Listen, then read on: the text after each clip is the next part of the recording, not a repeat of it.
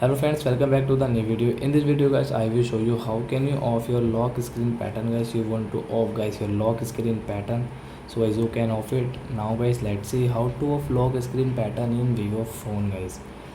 So before starting video friends, I want to tell you, if you're new in my channel and you're watching my video first time, so first of all go and subscribe my channel, click the bell icon and like my videos. So guys, now let's start the video guys. First of all, open your phone setting.